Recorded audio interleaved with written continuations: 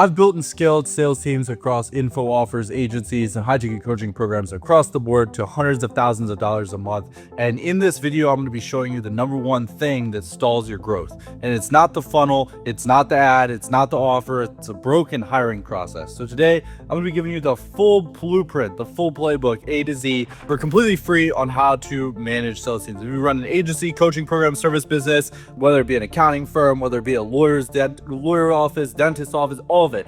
How to manage salespeople, how to hire them, how to onboard them, and everything A to Z. Maybe it's an info offer that you're running, whatever it may be, or you just need a closer. This is for you. By the end of this video, you'll have a repeatable hiring pipeline. You'll know how to filter fast, run tight interviews, and onboard reps so they're actually hitting calls ready to close, not spinning their wheels for 60 days while you wonder if you made the right call. So there's two main paths, and most people only know one of these paths, and it's the slower one. But first, you've got two options for getting salespeople, right?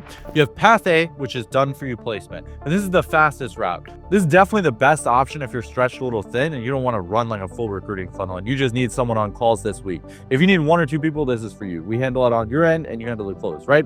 Path B is you build your own recruiting machine. It's a little more set up front, but if you do it right, you've got a pipeline of vetted candidates on demand and you never have to post on a job board ever again. For most people building past a certain point, you actually need path B to be able to build the enterprise value. But if you want path A, hit me up. My phone number, my personal cell is 704-998-8564. So you can DM me there. But if you want path B, this video is also going to be for you. And that's most of this video, right? But I'm going to show you how to do both. First thing, I'm going to show you the exact filter that we use to cut 80% of the wrong applicants before they ever get on a call with us. And here's where most people go completely wrong with recruiting, right? They think job posts work. They just post on Indeed, they flood a bunch of applicants, pick the best one, and that's not really a system. That's just kind of like luck. So what actually works? Well, we call it the recruiting funnel, right? Built and run the same way you'd use a lead gen funnel, because that's literally what it is, right? Marketing and hiring are basically the same thing. You're running an ad, you're driving traffic to a landing page, and you're collecting applications, you're booking calls, and the only real difference is the copy angles and the compliance guardrails around how you describe your competition, right? The core funnel looks like this. It's very simple. The ad creative, and then it goes to a landing page, and then an application form, and then an interview scheduler. So your ad should speak directly to your opportunity, but not oversell. You're not going to say like make 20K a month guaranteed or double your income or anything like that. That tanks the quality. That's going to create a ton of legal exposure for you as well. So instead, what you want to do is speak to your performance culture, the standards, the type of person the role is actually for. The message is like the real opportunity for the right person with the right expectations. That filters out the tire kickers before you spend a single minute on your time, right? And so the recruiting funnel broken down looks like this: the ad to the landing page, to the application interview, to the script test, to the hire, right? And this flow is super simple. Every step is a gate. Step one, the ad. This filters for interest. Step two, we have the landing page, which sets the context and expectation. And this is where you describe the role honestly, the call volume, the comp structure, the standards, and everything like that. And then step three is the application, and this is where you filter for quality. And more on this in a second. Step four is the short interview, first human filter, and then can they communicate? Do they have the right energy? That kind of thing. And step five is the script test. Can they actually sell? Step six is we actually hire and onboard, and that's after all these things. And every step is designed to narrow the field. Let a weak candidate through the gate, and you're going to be wasting your time. So this is what we do. And I actually use a platform called Uform. It's very similar to Typeform. It's basically a clone. And I get asked a lot, why do I use it? Well, it's like literally the same thing, but it's cheaper, and I like the integration quality better. But the big thing is conditional logic. You can use Typeform, you can use Uform, you can use whatever you want. You can use Tally Forms as well. It's another good alternative for iClose.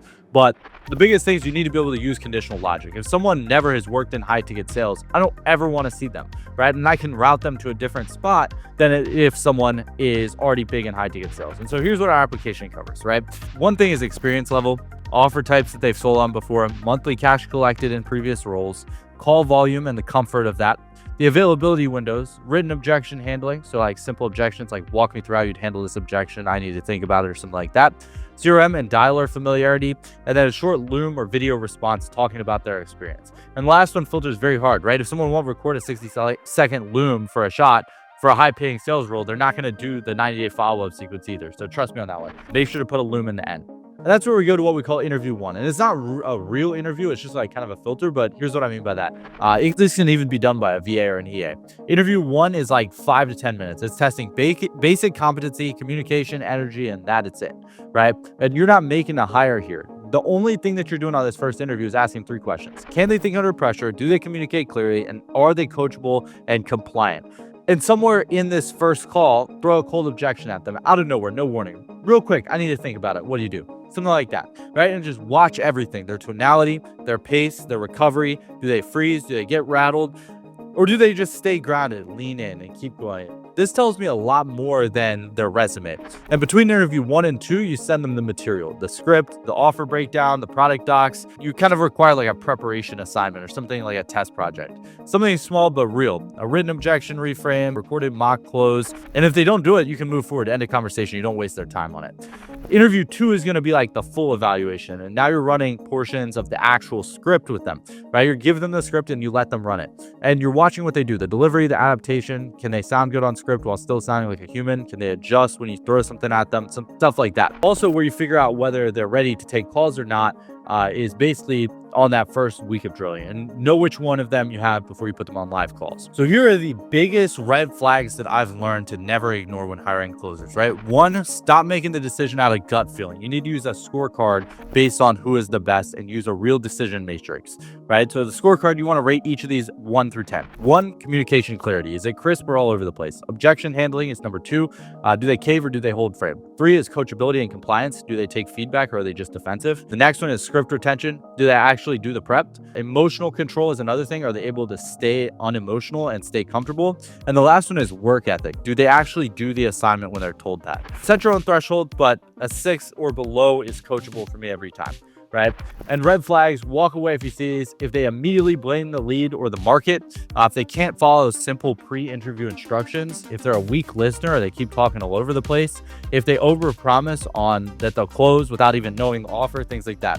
And if they have 1 or 2 red flags, don't necessarily disqualify them, but a pattern of them definitely does. Here's where most owners completely drop the ball and they mess up is onboarding, right? They'll hire someone decent, throw a script at them, say, let me know how the first call goes. And that's not really onboarding. That's just like abandonment. Here's the exact day-by-day framework that I use in the hiring process. Now, day 0 through week 1, basically day 0, we're going to access and immerse them in the CRM. So we're going to set them up in the CRM, give them a calendar, dialer, scripts, SOPs, everything like that before they show up. Don't waste their first day waiting on login credentials. Give them that first. And then give them the role standards, the KPI expectations, offer, product avatar. They should understand everything about who they're selling to, their buyers' pains, everything like that before they even get on the call. Now, the next thing is going to be like day 2 through 3, and that's going to be scripts and drills, right? We're going to do like objections, recorded call breakdowns, things like that, so that they can get a really good idea of how the offer should look. Let them hear examples of great and bad, right? So let them hear what winning sounds like and what failing sounds like. And the contrast really does matter, right? So the next thing is day 4 and 5 is going to be like mock calls and feedback. So you should be doing mock calls with them with a manager or a senior rep, or even I've seen it done with a VA as well. And we're not just telling them good job, we're giving them specific notes. So here's what that should sound like. Number 1 is going to be a compliance walkthrough. Like, what can they actually say on the call and what can't they?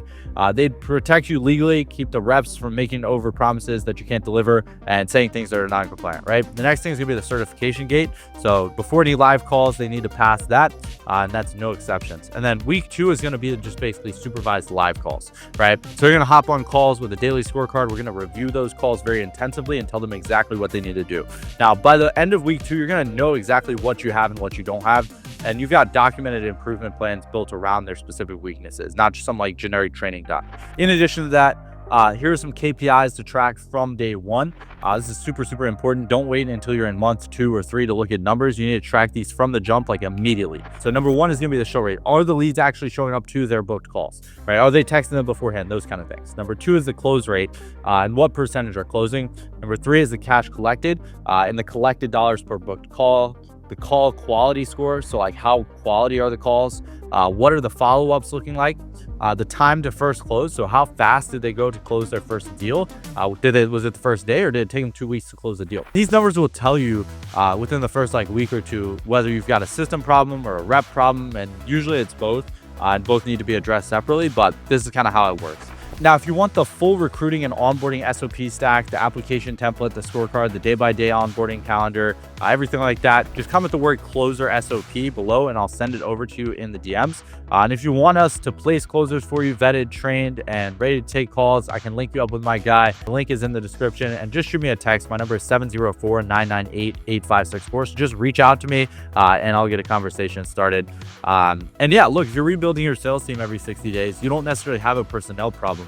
you need to build the system once and stop just like starting over every 2 months, right? So comment, close your SOP, grab the stack, and let's get you some reps to actually perform.